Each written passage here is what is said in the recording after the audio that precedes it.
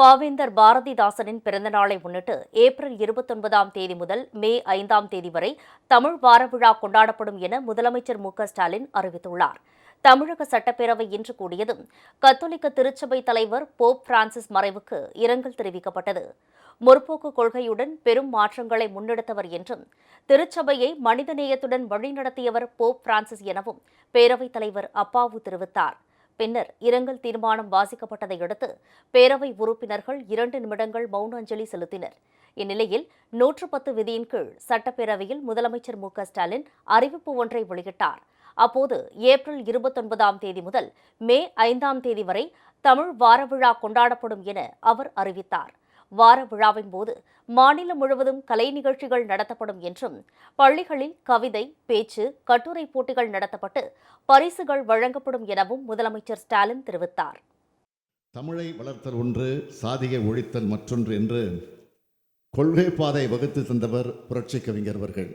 பாவேந்தரின் பிறந்தநாளை முன்னிட்டு வரும் ஏப்ரல் 29 முதல் மே 5 வரை ஒரு வார காலத்திற்கு தமிழ் வார விழா கொண்டாடப்படும் என்பதை இந்த பேரவையில் அறிவிப்பதில் மகிழ்ச்சி அடைகிறேன். பாவேந்தரின் கவிதை வரிகளை மையப்படுத்தி அனைத்து மாவட்டங்களிலும் கவியரங்கங்கள் மற்றும் கருத்தரங்கங்கள் நடைபெறும். சிறந்த தமிழறிஞர்கள் மற்றும் இளங்கவிஞர்கள் இதில் பங்கேற்பார்கள். தமிழ் மொழியில் சிறந்து விளங்கும் இளம் எழுத்தாளர் கவிஞர் ஒருவருக்கு பாரதிதாசன் இளம் படைப்பாளர் என்ற விருது வழங்கப்படும். புகழ்பெற்ற தமிழ் இலக்கிய படைப்பாளிகளின் படைப்புகளை அடிப்படையாக கொண்டு ஆய்வரங்கங்கள் நடத்தப்படும். பள்ளிகளில் தமிழ் நிகழ்ச்சிகள், மாணவர்களிடையே தமிழ் மொழியின் பெருமையை எடுத்துரைக்க பேச்சு, கட்டுரை, கவிதை போட்டிகள் நடத்தப்பட்டு பரிசுகள் வழங்கப்படும்.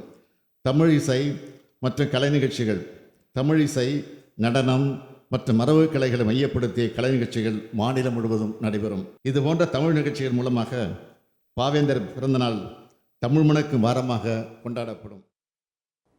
சட்டப்பேரவையில் பழைய ஓய்வூதிய திட்டம் குறித்த கேள்விக்கு பதிலளித்த நிதித்துறை அமைச்சர் தங்கம் தென்னரசு இதுகுறித்து உரிய நேரத்தில் முடிவெடுக்கப்படும் என்றார்.